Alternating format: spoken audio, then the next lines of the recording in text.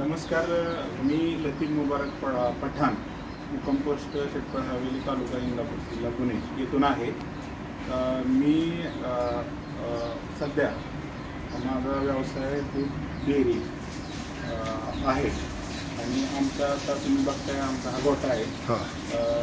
एक 20 गायींचा गोठा आहे. मागील 2 वर्षापूर्वी आमच्या गायी एक 1.5 वर्ष गाप जात नव्हत्या, पण मागील 1.5 वर्षापासून हा पेटवेट म्हणून चालू केला प्रोडक्ट. आता चालूला गाईला रेतन कृत्रिम रेतन केल्यापासून एकच रेतन लागत आहे आणि गाई गोट्यात रिपीट होण्याचं प्रमाण नाही. पूर्णपणे 100% रिपीट होण्याचं प्रमाण कमी झालेलं आहे. ही सगळं किमिया पेटवेटची आहे. बेस्ट.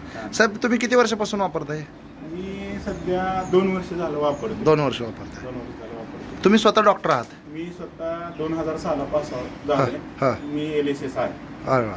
तर पासआउट 2 वर्ष प्रॅक्टिस पण केली आणि आता तुम्ही स्वतःचा डॉक आहे? डॉक आहे. स्वतःचं संकलन आहे.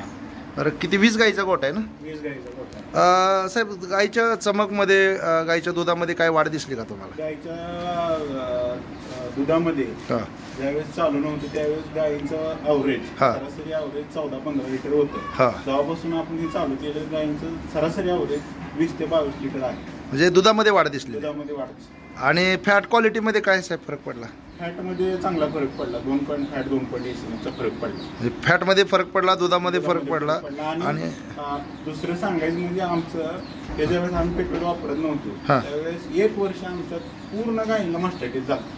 आता 2 वर्ष झालं की आमची गाई आजारी पडत नाही. डॉक्टर जर नुसता बोलवायचं, फक्त कृत्रिम रेतन करायला बोलवायचं. अरे बापरे. मास्टायटिस पूर्ण नील झाला आमच्या गावात. बेस्ट. पूर्णपणे. आणि गाई आजपर्यंत आम्ही ह्यांना कुठल्याही प्रकारचं अँटीबायोटिक देत नाही. बापरे. म्हणजे हजार किमया सगळी ह्या पेटवेटची आहे? सगळी पेटवेटची किमया आहे. तुम्ही समाधानी आहात का? 100%. इतर दूध उत्पादक शेतकऱ्यांना तुमचा काय सल्ला राहील? माझं इतर उत्पादक शेतकऱ्यांना सल्ला राहील की सगळ्यांनी जनावराला मिनरल मिक्सचर पेटवेटचा वापर करावा आणि आपल्या दूध उत्पादनात वाढ करावी. धन्यवाद साहेब.